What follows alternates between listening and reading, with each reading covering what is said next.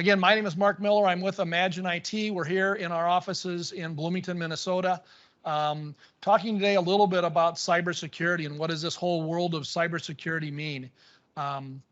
There are some fairly large paradigm shifts that we're going to talk about today that are really important as business owners, whether they're small businesses or larger businesses, really have to understand in order to get a real good handle on this idea of cybersecurity. So as we dive into this, there we go. I want to just talk a little bit about some statistics. There are always statistics that sort of surround cybersecurity and the things around cybersecurity, but unfortunately, cybersecurity has become really big business. Most of the studies that are done right now are indicating this is a trillion or multi-trillion-dollar business globally right now. It's getting up there. The sale of data is getting up there and rivaling the sale of some large commodities like oils and things across the world. In most countries where the cyber activity is going on, it's arguably the best job that people have. Most of the people who are cyber criminals in a lot of these communities are the highest earners in their communities. So these cyber organizations are taking the top talent, the smartest people basically in these communities, paying them very, very good wages to attract these super smart people into these organizations. So huge amounts of money. And like we said, this is a multi-trillion-dollar business right now. Unfortunately, the statistics that were sort of posed as forecasts in the beginning of the year were exceeded already about halfway through the year.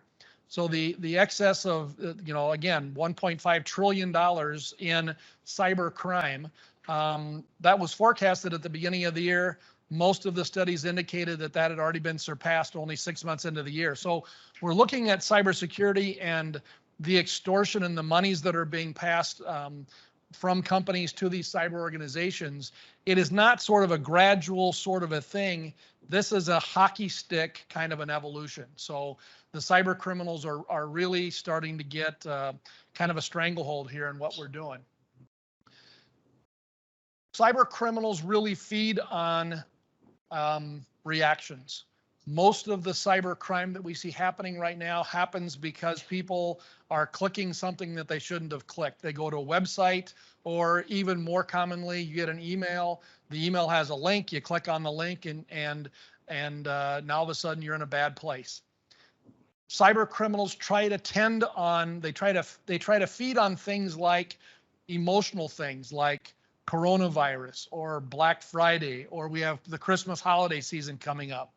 So we will start to see more and more emails and solicitations for, hey, here's a better than expected deal on a brand new 50-inch TV. Click here to get this great excitement. And you'll be, oh my gosh, we were just looking for a big, huge TV. This is going to be amazing. And you click on this thing, bang, the bad guys are in your system. So they'll feed on the new variant of the coronavirus and say, oh my gosh, if you hadn't have a test for the new thing, go to this special website and we'll make sure that you get this free test because your family needs to be safe. And they'll feed on all of these emotional things to get you to a point where you're just going to click instead of thinking. So we need to continue to be very, very vigilant in our efforts and make sure that we don't get trapped into these emotional responses to these emails and things that we get. One of the things that's scary, and we'll talk about this sort of throughout the seminar today, is cybersecurity threats are really dangerous, and occasionally people will make a mistake and they'll get infected. The problem with this is right now is that most of the cybersecurity threats that are out there today are largely unseen. There are hundreds of thousands of businesses right now that are infected with the cyber criminals have infected these businesses, and the businesses don't even know about it. So the threats are real, they're out there, but they're even more dangerous when you can't see them. To kind of illustrate that, we have a partner that we took on a little while ago, and prior to us becoming their sort of IT, their trusted advisor, they were having issues. They had a computer within their offices, and they would all of a sudden they would get this this threat that they had been hacked, and this other entity would get into the company and would say, we've hacked your systems, we're going to hold everything ransom, we've got all your stuff encrypted, this is a really bad deal. Their IT company would come running in, they would find this thing and they would fix it and get them out of this situation. But this continued to happen. It would happen and they would get it cleaned up, and then 3 months later, this virus would surface again, and they would come in and get it cleaned up, and 3 months later, it would surface again. So we were called on to come in and help this company out. We have a system, a tool that we use that we were able to identify where this virus was at. We were able to specifically identify the computer that it was on, where it was hidden. We were able to find it and then get rid of it. Unfortunately, as we were doing sort of our forensic study of what exactly had happened here, is we found that this virus had been introduced into their system a couple of years prior to this incident. So the bad guys had been hiding within their system for, we don't know for sure, but it was 12 to 18 months. This is a company that deals in a very high grade plastic kind of a composite that withstands very, very high heat. So their whole company is built on this secret formula that they built and this process to create this plastic that can withstand extremely high heat. And the bad guys had been in their system, so they really didn't know if the bad guys were able to get into the files to get this secret sauce or not. And this is just kind of an illustration of the new happenstance that's happening right now in the world of cyber. It used to be the bad guys would get into your system and they would immediately tell you that they were in your system, and they would lock you up and they would hold your system for ransom. Now they don't. They kind of get into your system and they wait.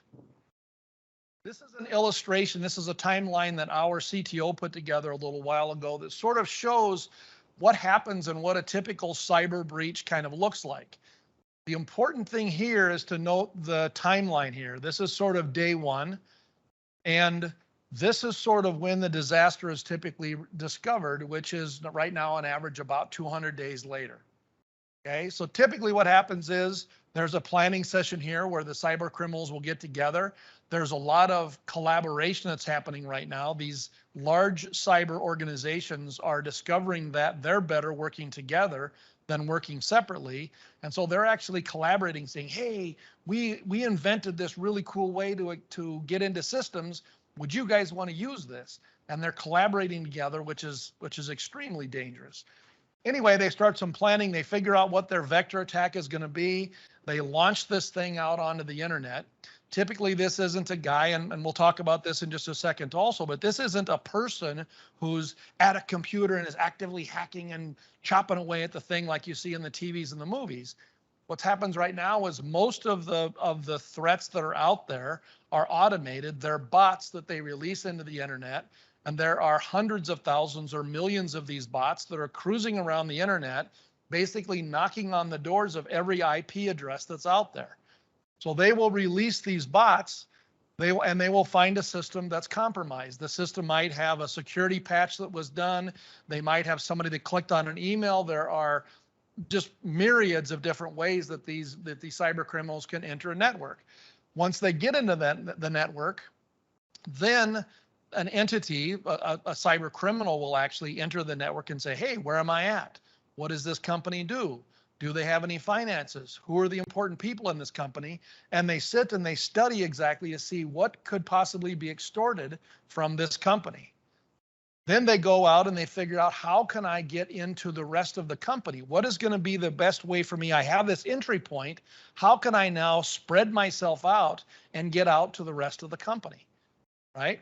Then they actually go in and they do they complete their objective, where they steal intellectual property, they get bank numbers, they get finance numbers, they get personal information about the employees, they get personal information, confidential information about the customers. They gather all this stuff and they start selling it on the dark web or doing whatever they need to do.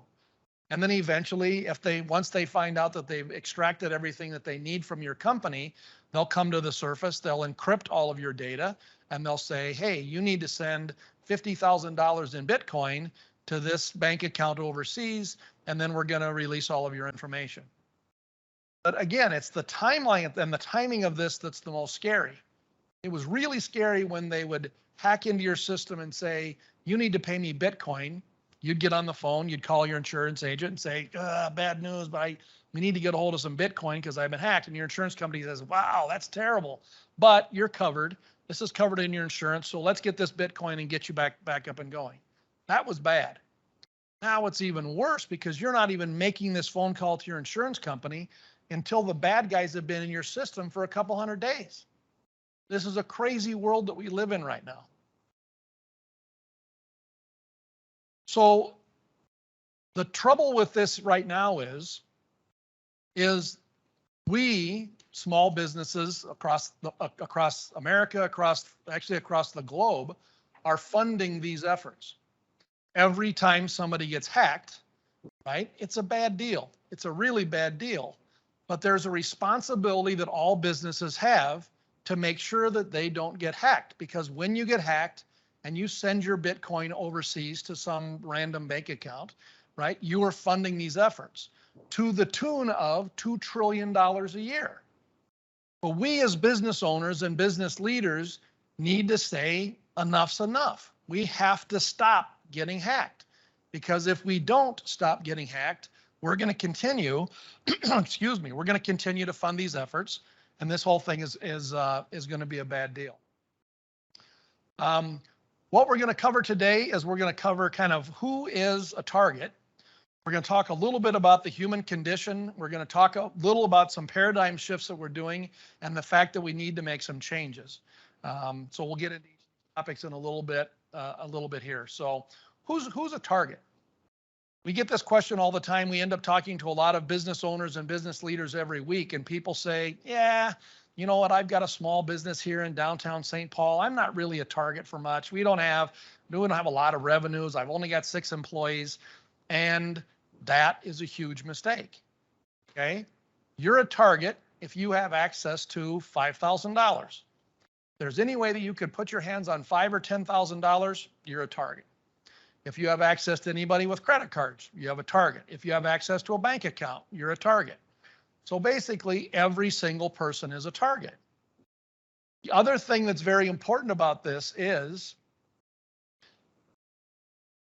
as business leaders, when you talk about this target, in any company that, well, I'm gonna switch gears for just a second here. Sorry, I flipped over on my slides.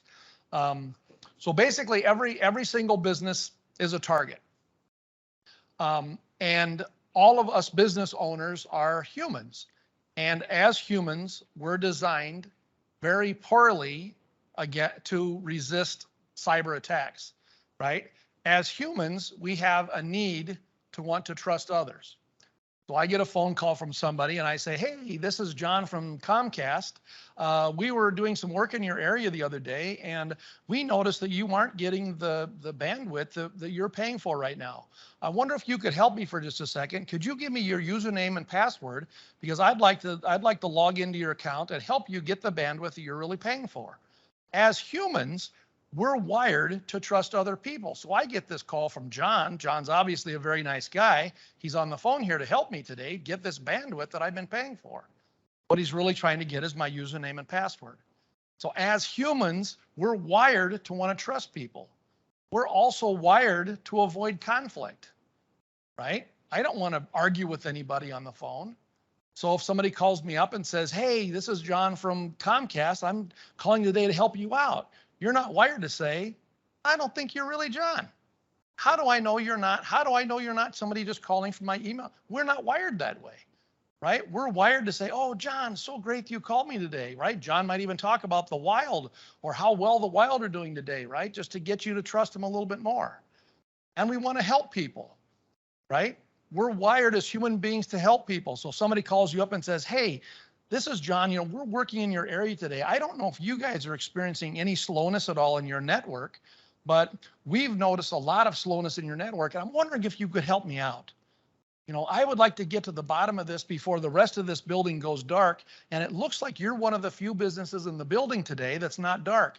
If you could give me your username and password, I'd like to log into the system and see if we could help you guys shut this down before everybody in your neighborhood is infected with this thing, right? And me, as a person who just wants to help people, I'm like, yeah, this would be great. I can help you guys out today, right? As humans, we're wired to help, okay? And we're curious, right? I get an email all of a sudden that shows up in my inbox today, and it's to get this 50-inch screen TV with Google Chrome attached to it, and I'm going to get an iPad along with this thing, and you're like, oh my gosh, this is a great thing. And so what you do is you click on this thing because you're so excited about this great opportunity you have, and you haven't just sat back to thought just for a second about, oh, I'm not sure. This might be a little bit too good to be true. All of these things that make us human, all of these things that make us good people and great people to hang out with at holiday parties and Christmas parties and at the office, all of these things that we're wired to do make us incredibly vulnerable to these hackers. And they know it, and they feed on it. And this is really, really dangerous for all of us. I want to talk just a little bit, switch gears here just a little bit and talk about hackers. If you took a look at these 4 pictures across here and I said, pick the hacker, which one would you pick? Of course, right? Everybody says number 3, and if you're saying, oh, it's not number 3, right? You're playing the game. Everybody in their mind has a picture of a hacker as being a young adult, mischievous, wearing a black hoodie, probably sitting in the basement of their grandma's house with a pizza box right next to them and a can of Mountain Dew, and they're furiously typing away at this keyboard and their green matrix type letters that are flowing across the thing, and you're saying, how does this guy type so fast? That guy's unbelievable. And that's the picture that we have in our minds of hackers. And that is just not the case. As we said before, in most places across the country, cyber criminals are the highest paid people in their communities. They're cruising to work every morning in a black BMW with a Starbucks coffee in their cup holder, right? They go up to their business building and they pull out their ID card and they scan it, and the security gate goes up, and they go and drive their black BMW into the underground parking, and they go up to the 6th floor of this massive, beautifully constructed new building. And they log in and walk in the front desk and, hey, how you doing today? And they take a place at their cube or in their office, and they have a 9 o'clock meeting. And at the 9 o'clock meeting, they talk about, okay, where are we at today with our budgets, guys? How are you guys coming? You were supposed to all have extorted $2 million this month, and it looks like, Jim, you're going to hit your target, and you might be a little bit off. And whoa, it looks like you might be. What can we do to help you hit your target? Because it looks like you're having a problem today. And I think you were working on getting that new virus. Did you ever get that new virus built so we could try that on this banks across, southern Spain? This is the way that these things, they're highly organized, very efficient, very well-funded organizations. We have to get it out of our head that it's that guy who's going to hack us. This is where this is where people say I'm not a target. Because if you think of the hacker as being a person who's sitting in a basement hacking you, it's very unlikely that you're going to upset this one person enough to have them target you and your business to hack people, right? I run a nonprofit. We help feed the poor. Why would anybody want to hack me? Well, this guy probably wouldn't choose you out of the phone book to hack you, but he's not choosing you. It's any one of these people. It's these millions of bots that are out there on the internet. That's who's choosing to hack you. If you log onto the internet through an IP address, you're a target. That's all they care about. So we have to get it out of our heads that the hacker is this person someplace that's trying to get into our network, because that is just not true. And as long as we have that idea in our head, we'll continue to say, I'm not a target. Therefore, I don't need to attend to my cybersecurity in a way that's going to keep me from being hacked. Really important idea. The second little paradigm shift that we need to talk about is something that's called the dark web. The dark web is basically it's just what it is. It's a separate part of the internet that is exclusive to bad guys. Typically, you have to be invited to become part of the dark web, and it's a shopping place for all bad things. You can buy drugs, you can buy arms, you can buy people, you can buy data. And data has quickly become the number one item that's sold on the dark web. So what's happening, and this goes back to kind of what we were talking about before, hackers will get into your network to steal your data. They don't want to extort you. They will eventually extort your system and come up to the top and encrypt you and want you to send Bitcoin someplace. But what they're really looking for is they're really looking for data that they can sell on the dark web without you ever knowing about it. Before, 5 years ago, 10 years ago, data was not, the dark web was still there. It was kind of in its infancy, but data was not the primary good that was sold on the dark web. It is now. All of these companies and different iterations of these companies have come through, and they figured out how to monetize this data and really use this data for bad purposes, whatever they're going to do it for. But it's this marketplace that's happened that has really bolstered this economy, this cyber criminal economy, and has tossed this into the trillions of dollars of sales every single year. This is a problem.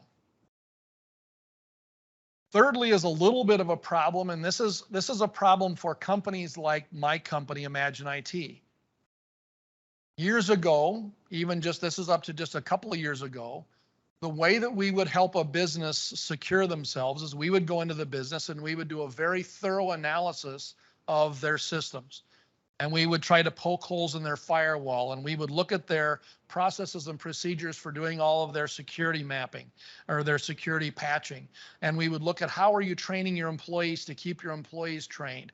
And we would look at just literally hundreds of different threat vectors, and we would see how are you doing against those? Do you have antivirus in place? How often is your antivirus updated?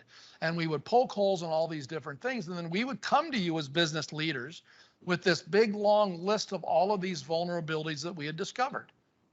And we would say, you guys have problems here, and you have problems here, and you have problems with this, and all these different things. And the business leader typically would look at this thing and say, oh my gosh, I had no idea. This is bad. And we would say, yeah, the bad news is this all comes with a price tag.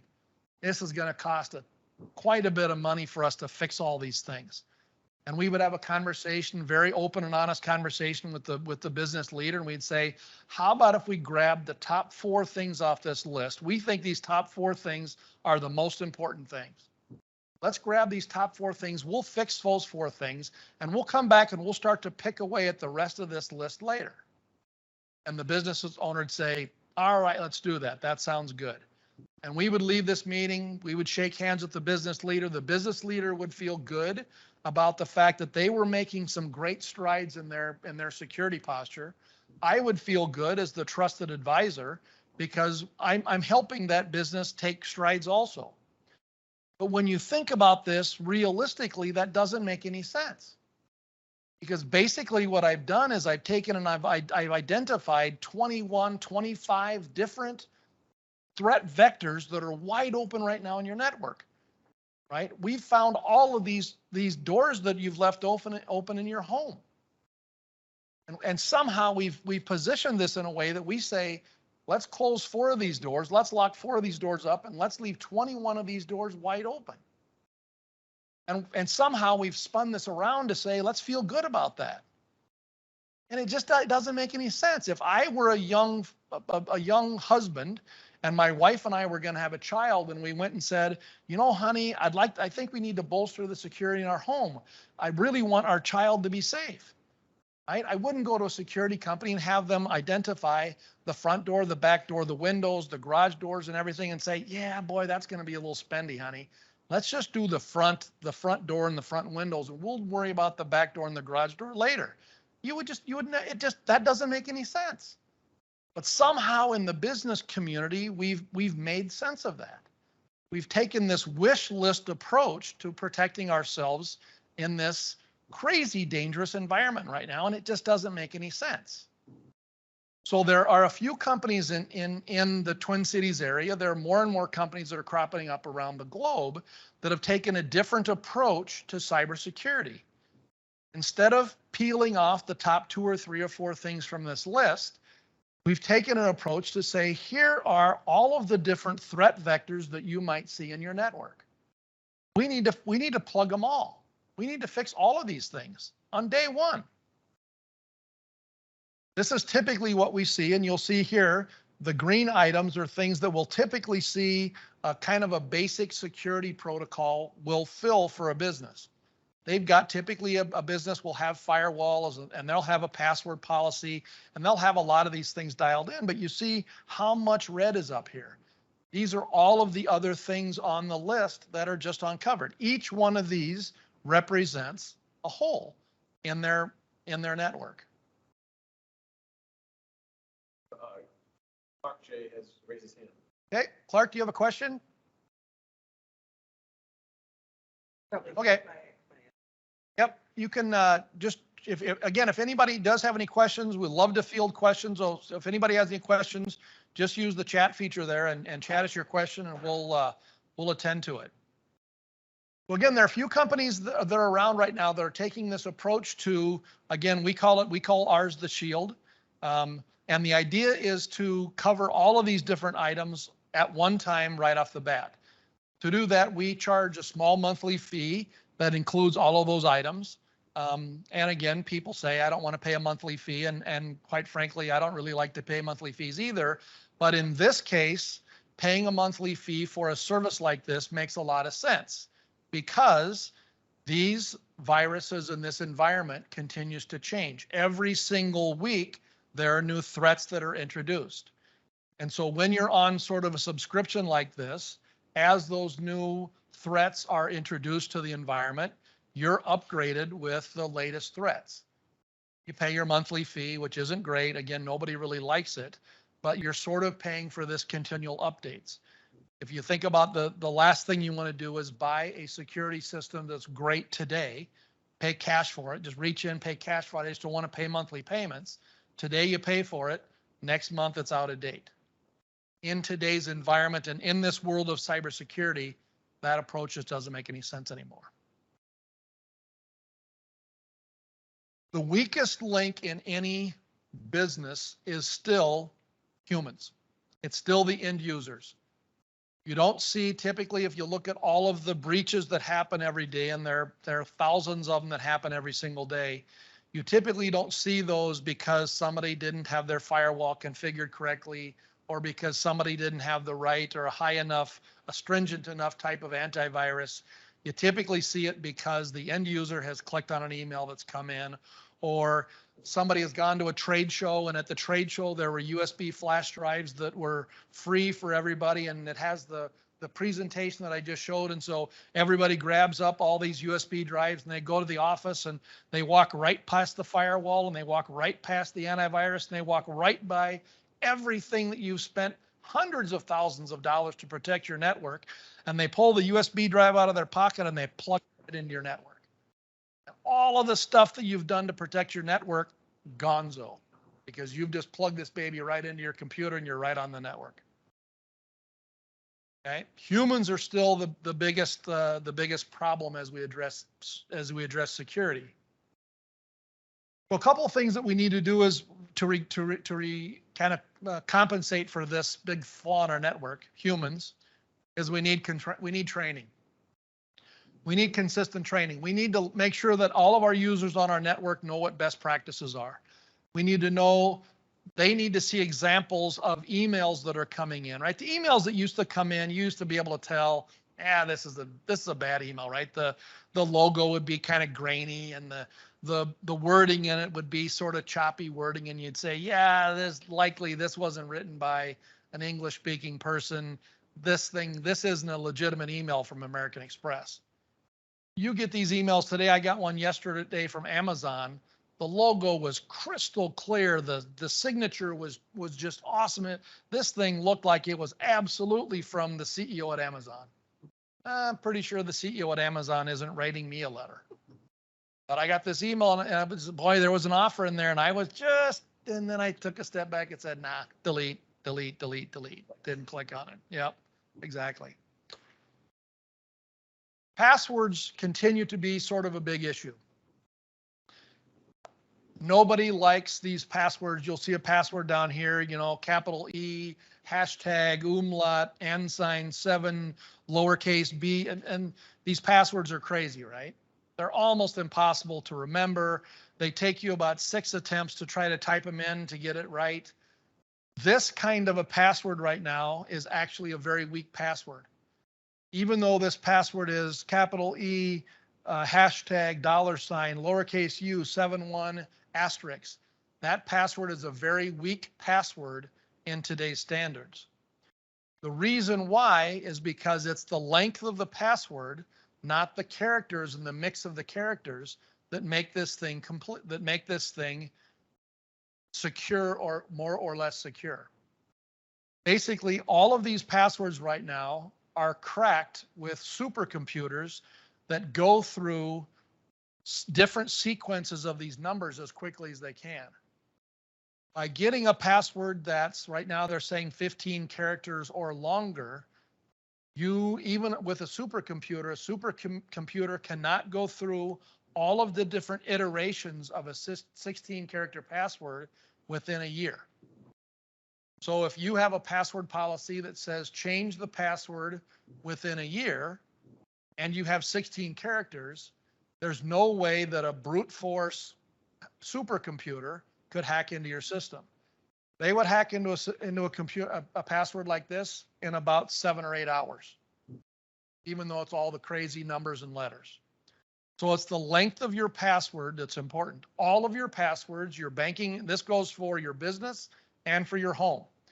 Your banking passwords, your password to Netflix, any account that you have should have a password that's 15 characters or greater. And when I tell that to people, people look at me like you're nuts. There's no way I'm going to have 15 character passwords. So what you want to do is you want to develop passphrases instead of thinking about passwords. Because a passphrase, it's easier to remember and it's much easier to type. All of us every single day, we type all day long. So if I give myself a passphrase like Minnesota Spring 19 exclamation point, it's easy for me to type the word Minnesota with a capital M at the beginning. It's easy for me to type the word spring. Okay, Minnesota Spring 19 exclamation point is enough of a variation with capital letters and lowercase letters and numbers and special characters to make this password not guessable. Somebody couldn't just guess this, and it's long enough to get it out there so that it can't be cracked by a supercomputer. We need to start thinking about passphrases rather than thinking about passwords. Everybody needs to use 15 character or longer passphrases. And like we talked about, if you can change those passphrases a couple of times a year, once a quarter, however long you want to, it's better. But again, you take a password like this and you say Minnesota Spring 19. When it turns Christmas time, I can go Minnesota Winter 19. So it's still not impossible for me to remember these passwords, but they still are, again, they're complex enough to be secure. Next thing we need to kind of get away from and we need to cure our aversion to is two-factor authentication. Most online access right now requires two-factor authentication. If it doesn't, you need to enable it. If it doesn't offer it, you need to just say no. If you get into anything that you're buying online, any kind of a system, a membership program, your bank, any kind of financial stuff, if they do not have the ability for you to protect this login with two-factor authentication, we would recommend that you just say no, don't do it. The idea with two-factor authentication is you want to try to get in a combination of something you know, like your username and password, combined with something that you either have or something that's part of you, right? So most two-factor authentication right now runs through your cell phone. So if a hacker does get into your system and they do determine your username and your password, it's likely, right?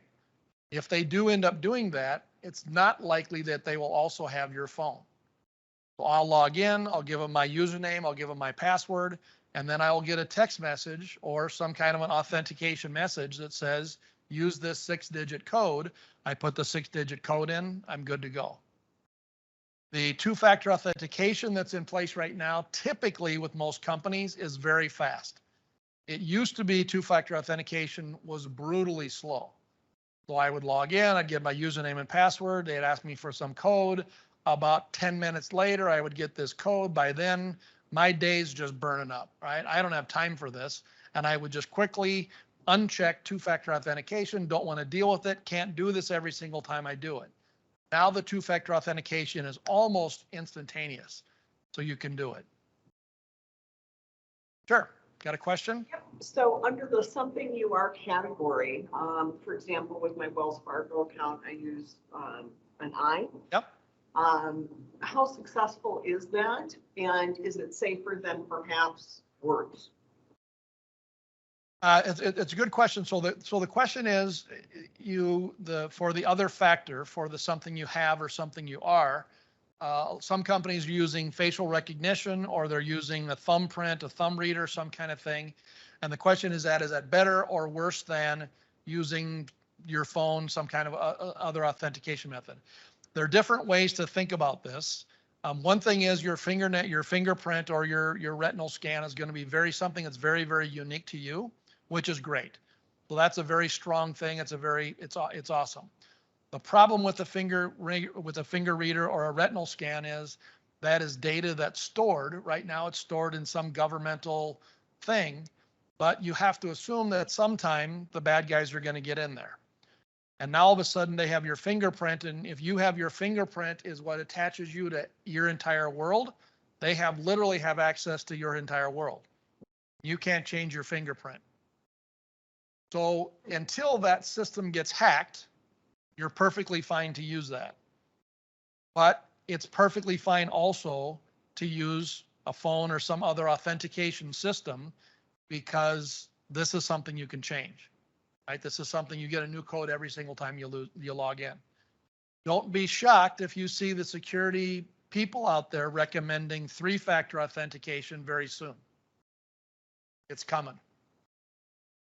So, and it's going to continue to go. The cyber criminals the systems they have in place are just getting so advanced that it's probably not long before the cyber institutions are recommending 3-factor authentication. But for right now, jump on the bandwagon with 2-factor authentication. Do it for every single time you log into anything.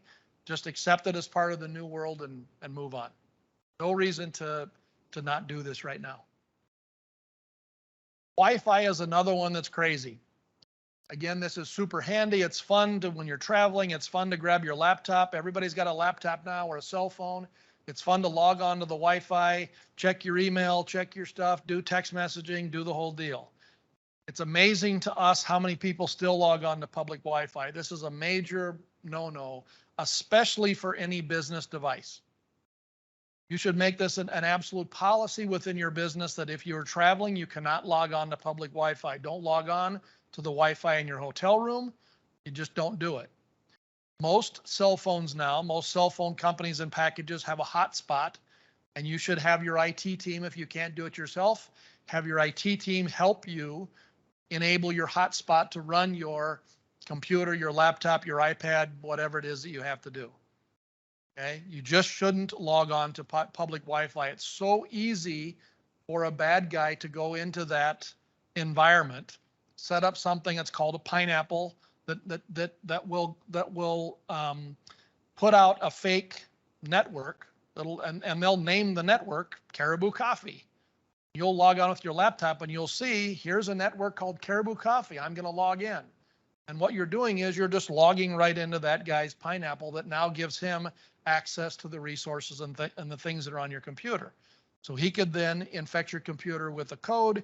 You now, just like the guy with the flash drive we were talking about before, you have your laptop on your backpack and you walk right by the security guys at the front gate. You walk right by your firewall. You walk right into your office, plug it into your network, and bang, you're in. Don't do it. Public Wi-Fi's big no-no. Backup is another thing, and this is an interesting thing that we've just sort of started to talk about. This also has a little bit to do with the new way that the bad guys are out there. It used to be that a company could say, you know, I'm not really that worried about being hacked because I've got a backup. My IT guys have assured me that we've got multi-layers of backup. You know, I don't even really know how it all works, but I know that I've got a copy of all of my data. I've got a copy of it here in my server room. I've got a copy of it someplace up in the cloud, and they've got a copy of it someplace else. I don't even know where it's at, but I've got backups all over the place. The problem with the situation right now is bad guys, like we said, they're breaking into your network and they're waiting and they're listening and they're learning. So what the bad guys are now doing is they're learning how your backup works. They're learning they learn that you have a copy of your backup on premise. They learn that you have a copy of your backup in the cloud, and they learn that you have a copy of this backup someplace that you don't even know about. And what they do is they make sure that they put their encryption software in all of your backup things too. So if you have a backup, if you have IT guys that you're working with, make sure that you have a backup system that's air gapped. What that means is that your backup system is completely gapped between the rest of your system, so that if the bad guys were to get into your system, they cannot encrypt or mess with what's happening through that air gapped backup. Again, this is a fairly recent change in kind of what's happening.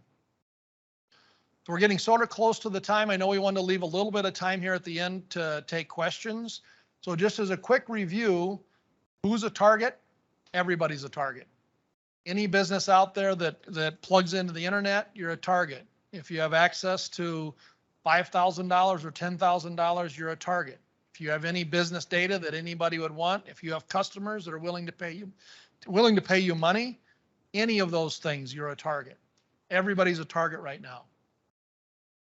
We have to get this idea out of our heads that cyber criminals are mischievous people with black hoodies that sit in a basement and type furiously on their laptop. Okay, cyber criminals are organized organizations. They're extremely well funded. They attract the smartest people in the areas that they're at. They're really good at what they do. We haven't really mentioned it yet today, but there are countries that have cyber criminal organizations, right? You've heard of the North Korean army has a whole regiment. Their whole deal, they report to work at their army every day in a gray brick building. Their whole deal is to extort money. They fund the military efforts for the North Korean army. You know, other nation states have similar things. Iran, obviously the US, the Russians, everybody have cyber criminal organizations. So we have to get this out of our head that cyber criminals are people and they wear black hoodies and do the thing. Humans are really bad at security, so we need to make sure that we're vigilant about our training. You got to make sure that you don't fall into any of the emotional catches that these cyber criminals want to catch you with, right? It's Christmas time, it's Black Friday, it's Valentine's Day, any of these things that might make you look at an email and say, oh, that's great, I'm going to click on it. Oh, I love golf, a new putter. Oh, click on it, right? They're looking to get you just to look past, ooh, wow, I don't normally get these emails that are offering me a free putter. Maybe I should take a second and look at this again, right? Anytime you get an email from any organization that you don't know of, do not click on anything. If you need to, call them up and say, hey, Jim, I got a weird email from you the other day. Is your company giving away putters? Right? Jim's probably going to say, dude, no, right?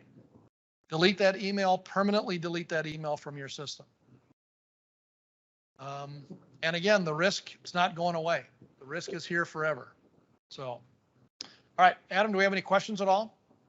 Yeah, we have a couple of questions from online. So the first one is, do I trust the cloud for backup security? Yes. In general, I would say yes. Used to be a thing that people would say, oh, it's in the cloud. We don't know really where it's at. All of the protocols for accessing your data in the cloud are just as stringent and they're just as secure as accessing data that would be on your server. So yes, cloud security right now is very secure. Again, I would just want to emphasize again, as you do that, 2-factor or 3-factor authentication to access all of that data is absolutely critical when you're in the cloud. Second question is, does air gap mean that I need an offline disk storage in my business?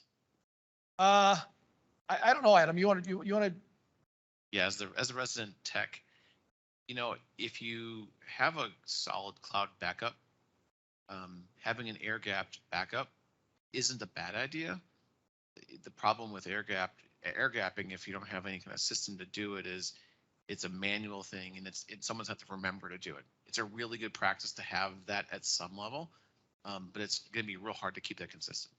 Yep. So I would say from our perspective as IT provider, there are systems in place that provide this air gapping element for a business, but they're fairly expensive. They're fairly involved to do, but you can accomplish kind of the same thing. That's actually a very good question for those of you that have smaller businesses. You can create that same environment by buying a big hard drive at Best Buy, plugging that into your system, doing a backup, and then removing that from your system. That creates this air gap that we're talking about.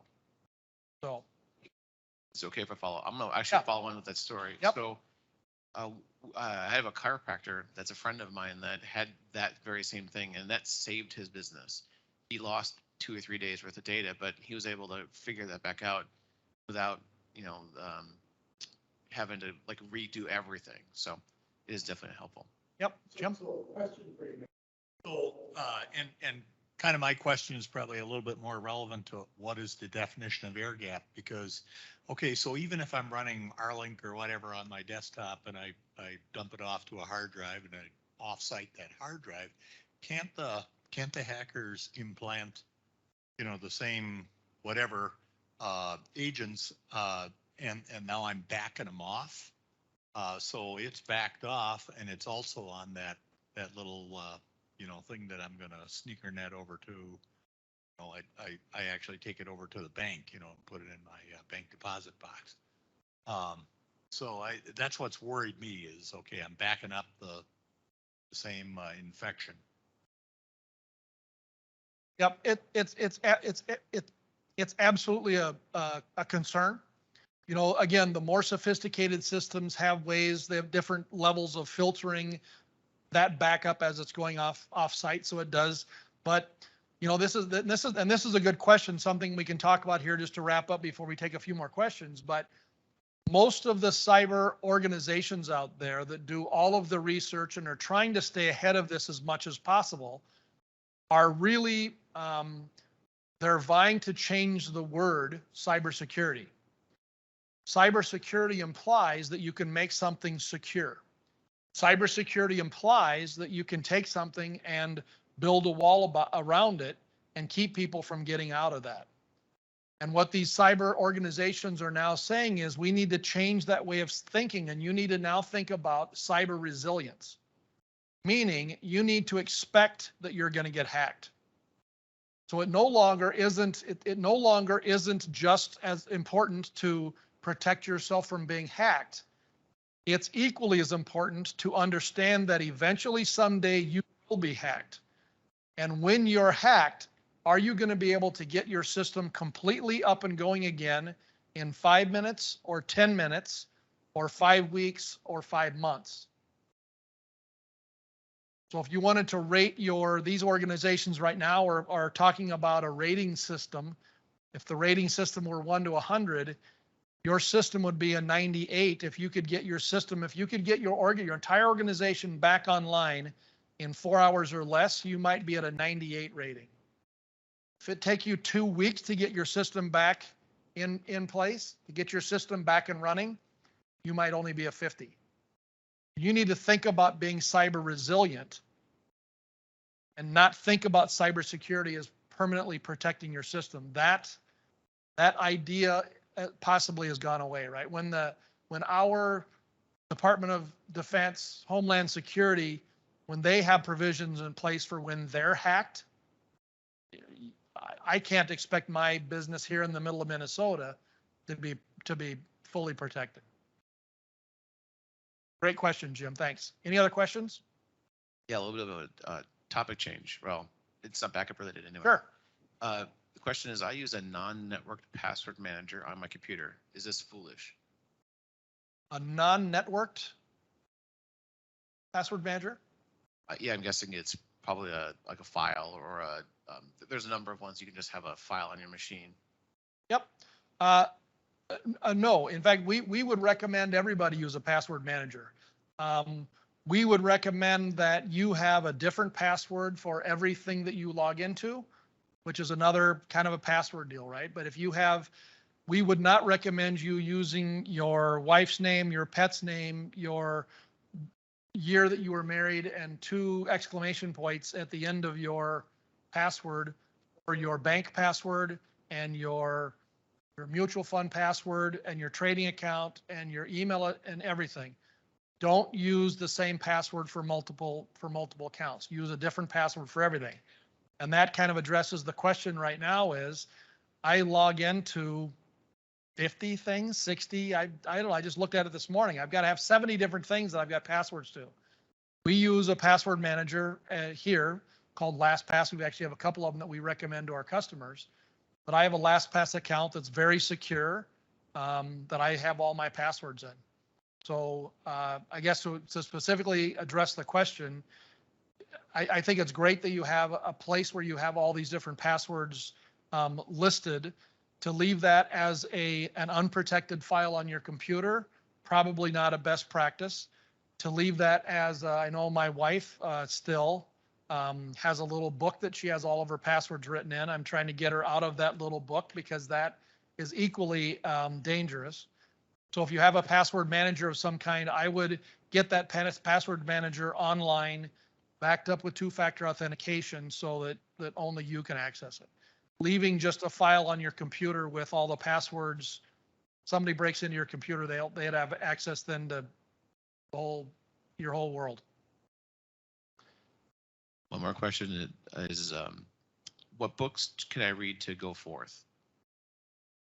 I don't know about books. The problem with books, much like we said with paying for a system all up once, is books tend to be out of date within about 6 months or so.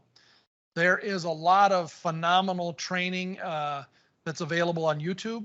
There's some really smart and very clever people that are putting YouTube content out there all day. I think the most important thing is look for stuff that's recent and look for stuff from people that you trust.